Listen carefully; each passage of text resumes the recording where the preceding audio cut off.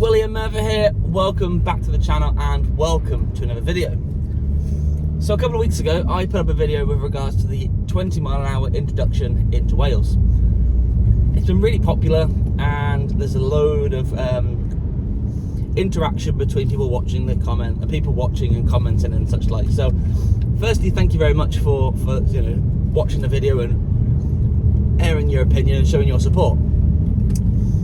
Now I'd say it's 2, possibly 3 weeks of this rule being in place, and a lot of the comments stated that they will never be travelling to Wales again as a result of this. And I kind of want to air my opinions a little bit more with regards to this, because I think a lot of people are cutting off their nose to spite their face.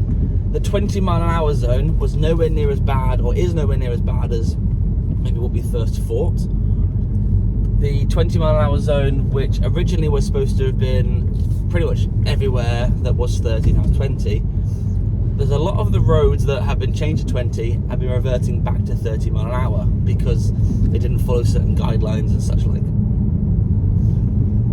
There's a lot of roads that are now 20 mile an hour that, quite frankly, I don't think should be 20 mile an hour.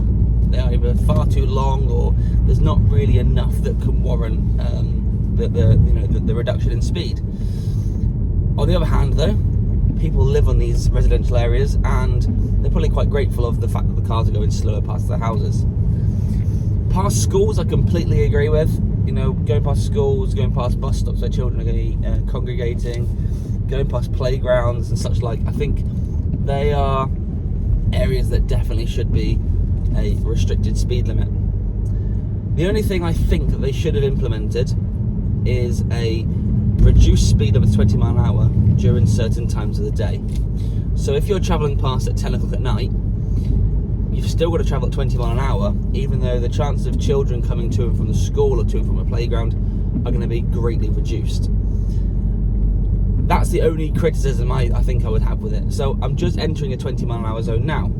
So I'm going down into third gear and sat at 20 mile an hour and away we go. Some of the 20 zones I struggle in third, I've got to go down to second, so there's a slight increase in fuel as a result of it. But for the 20 mile an hour zones that are available and around, does it make a huge impact driving 20 mile an hour through these certain areas enough to warrant making the statement you're never going to return to Wales as a result of it? And I kind of feel like no. Yes, there's a lot of issues and a lot of speculation surrounding, it's going to ruin things and it's going to damage the economy and it's going to damage the environment more and it's going to, ruin Wales's reputation and such like.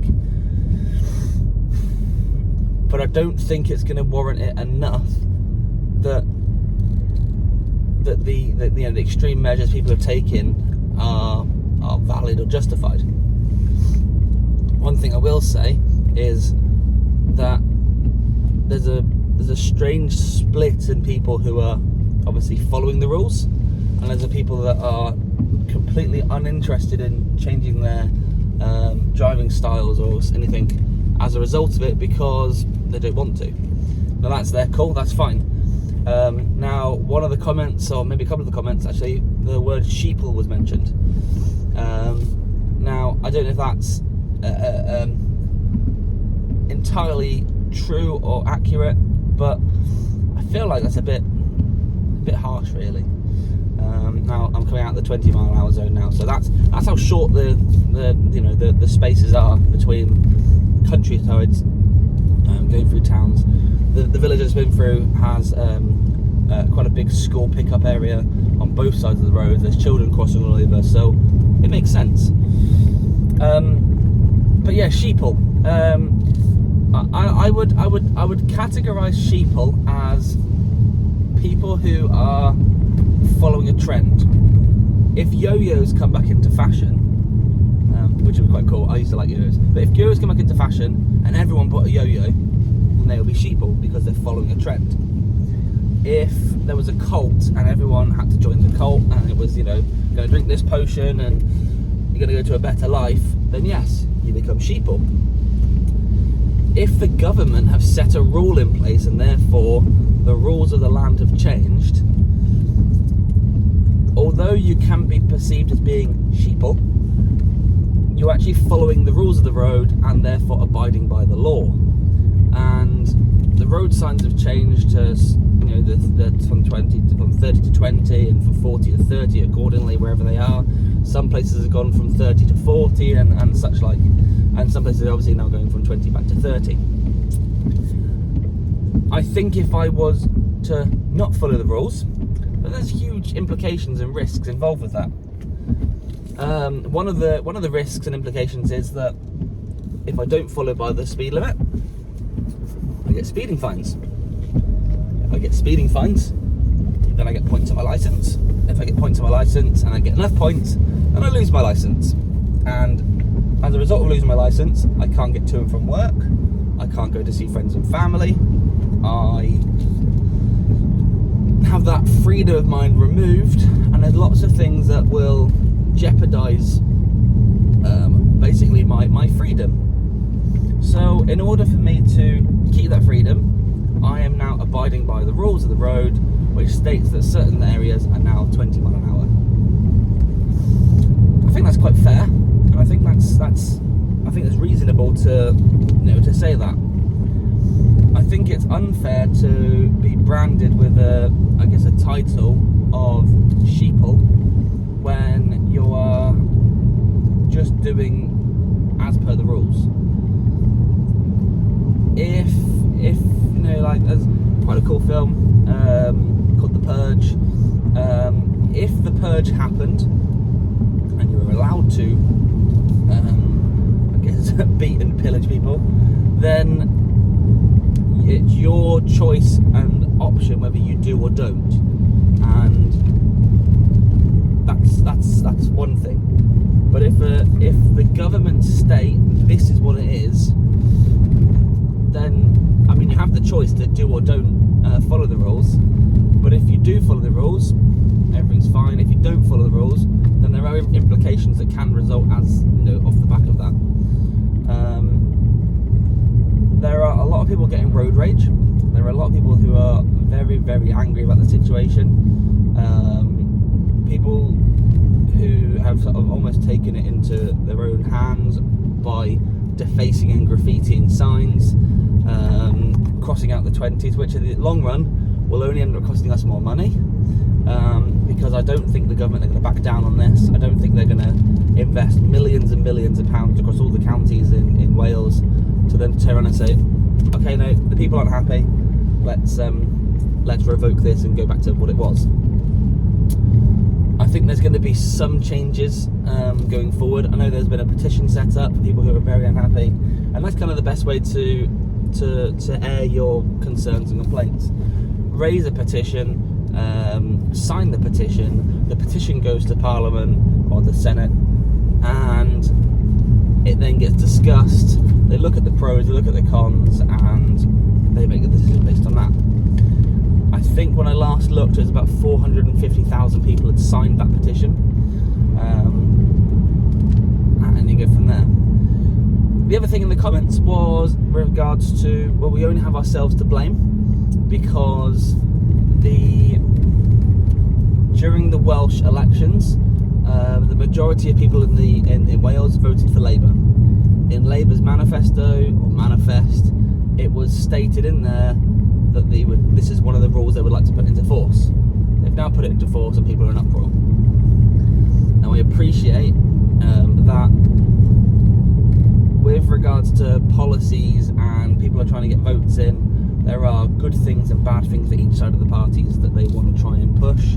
And I think they try to basically push the stuff that they are really passionate about and almost cover over the stuff that they think, wow, we'll just get this passed and go from there. And it's very difficult. I mean, I'll be completely honest, I didn't vote, so I don't really have a say on this in much respect. But I think that there are definitely pros and cons for each individual party that put their votes out. And I think that's one that you know, the majority have voted and you've just got to deal with it. If so happens that the next time the elections come up and another party say we're going to revoke it, then great. But there'll be some other policy that may penalise you as a result. So you just got to be careful with what you wish for and what you vote for. So, and in many cases, it's better the devil you know. So it's a bit of an odd one, a bit of a strange one, but I kind of feel like the ruling that has been put in place is nowhere near as bad as I first made out to be, because we didn't know at the time. I say 3 months on, or 3 weeks on, and I think my drive to work is about 30 minutes. I think the longest it's taken me I go through 5 different 20-mile-hour zones. The longest it's taken me is, I think, 36 minutes. So just under 40 minutes. And I think that was actually the first Monday after they implemented the rules on the Sunday. It was very, very rainy. People were unsure which roads were 20, which roads were 30, and it just caused a bit of a backlog and delay. Now I'm still not overly sold on the idea, but I do think that I needed to put a second video out to sort of highlight issues raised, and those people that are saying they're not going to come back, well, it's not that bad. I mean, I've so far driven through 2 20-mile-hour zones. One was leaving my house, which was a few hundred yards, and the other one was, I would say, way less than half a mile of distance from beginning to end. Both go past schools, both go past where children are congregating, and yeah, I completely agree, yeah, they should be much slower. I do think though that, as I said earlier, there should be a common sense rule where after a certain time they revert back to 30 mile an hour, but I'm not one that makes the rules, so I just got to follow by them. Yeah, there's a lot of people that also do agree with them. I know there was a comment on there that was a care worker, and they said that their issue is that they work within 20 mile an hour zones and they're never going to get their car beyond that speed, because they've got to go from obviously patient to patient, which is very, very frustrating, I can imagine, but it's something you're going to get used to. The only thing you may have an issue with is with regards to your vehicle. Slower journeys, stop start. If you've got a diesel, you're going to get issues with your DPF filter, or your DPF, which is your diesel particulating filter. You're going to get issues with EGR valves and clogging up of internals in your engine. Petrol's not going to be as bad, but you might get more milky oil just from condensation and short drives and stop and start. I mean, there are available options out there. Electric cars are quite a good one for those shorter journeys and stopping and starting, because the brushless motors, doesn't matter, they're just like a drill, and you can stop and start all day long, and it makes absolutely no difference to the running of that car. The other thing that there's, obviously public transport and push bikes and motorbikes and bits and pieces. Appreciate it's probably not going to be ideal for everybody, because you have to have equipment and you have to have ease of commuting, and public transport is not easy, especially around here. There's very, very infrequent buses and such like, but I think it's one you have to just monitor. You could replace your car for a quite a low-end electric car that will just get you to and from, and then have another car for longer commutes. But that's something that each individual has to decide what they're going to do. I'm just entering another 20 mile an hour zone, and this is the third of the day, and this is past another school. The only thing I don't agree with here, and this is in Denby, and if you're aware of Denby, there's a big roundabout by ATS. Other tyre shops are available. The roundabout entry is 20 mile an hour. Now, they have changed this a little bit, because for the first week and a half, some of the entries to the roundabout were 20, some of the entries to the roundabout were 30.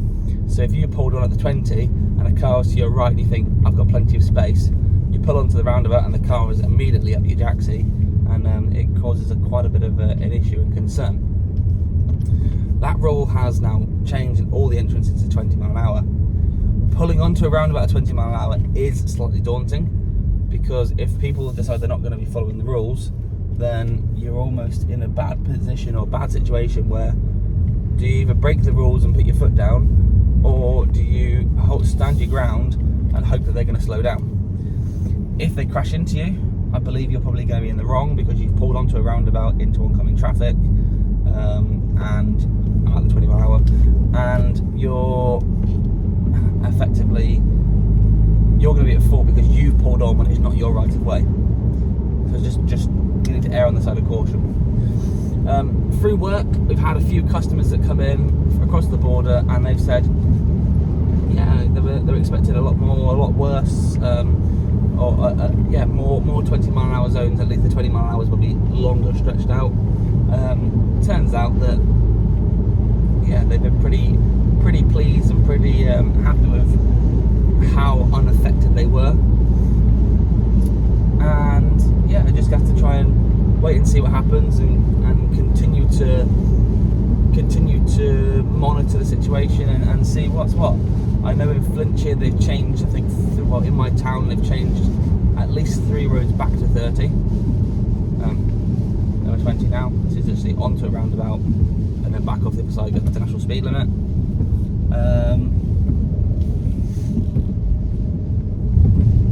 And yeah, it's one to be aware of. I think Wales is a beautiful place. I absolutely love living here. I love the fact that I've moved from Hampshire to North Wales, and I wake up every morning thinking I wouldn't want to be anywhere else. I absolutely love it here. I think that the scenery is great, the people are great, the roads are pretty good condition, and it's a much slower pace of life in general. People are less ragey. Whenever I return back to Basingstoke, where I'm from, I seem to go just beyond Newbury and just see red, and people pull out, and I just have this urge to shout and scream at them, and it's not healthy for anybody. And quite frankly, I'm probably not going to do anything about it, but it just seems nice to get it off your chest and shout at people, and you're constantly parked in traffic, and you're constantly, late for everything. But yeah, this is quite a nice ride I go on, and it's quite a nice place to live. It's a really nice place to live. It's a really nice place to holiday. So my advice and opinion would be, come to Wales, continue coming to Wales, see what you think about it. If you think that the congestion is too bad, then maybe don't go to the big cities like Cardiff and Swansea down south. Maybe look to go to Mid Wales, maybe look to go to North Wales. Snowdonia is beautiful. You've got Llandudno, you've got Conway, Ruthen's really nice, Denbigh's quite nice, and you've all these nice little places you can go to and have a nice holiday. And okay, we're not going to have the same sun we're having in Spain, but you'll be able to have a beautiful time exploring the area and such like. If you do still come, just be aware of the rules. If you do still come and you decide this is really, really annoying and it's going to completely ruin my holiday as a result of it, my advice would be just take a step back, have a deep breath, and when you're travelling these speeds, you can actually take a lot more in. You can have a look round, and you can look at the mountains, and you can look at the nice houses, and well, there's a nice little pub coming up, and you can stop and talk to your friends and family in the car, and you kind of get a bit more of a,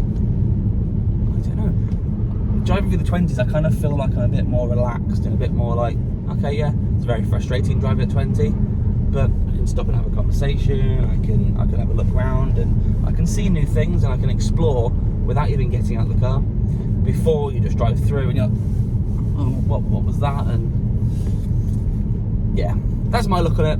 I've waffled on for too long now, so I'm going to leave it here. But thank you so much for watching. Thank you for watching the first video as well.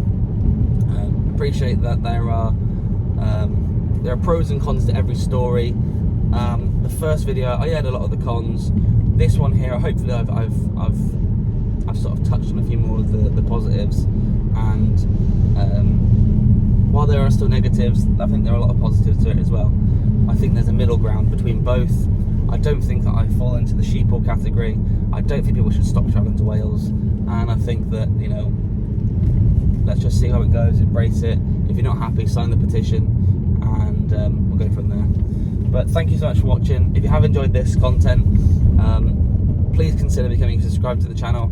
This isn't something I'd like to do on a regular basis, but I think it needs to be said, and I think that for people coming in, I think it's really useful to see what's what, and obviously how things get affected and such like. But yeah, thanks for watching. If you haven't already, please consider becoming a subscriber to the channel. Hit that thumbs up button, comment down below, and if you haven't done so already, yeah, give this video, the other video, a share, and continue to support Wales. So thank you very much, and I will see you guys very soon. Take it easy.